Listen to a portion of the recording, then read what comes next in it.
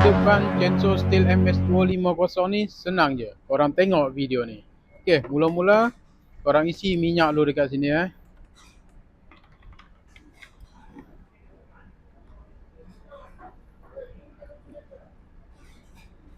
Lepas dah isi minyak, korang tengok kat sini ada choke.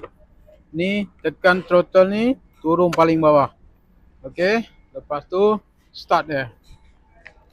1 2 3. Okey, bunyi macam nak hidup, pergi yang nombor 1 ni.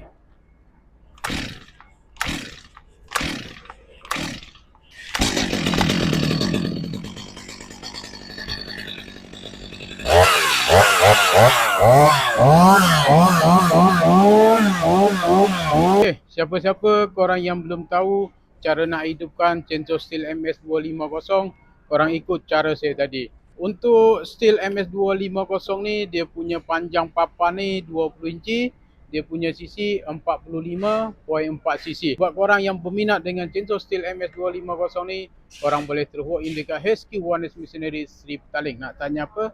Korang komen. Assalamualaikum.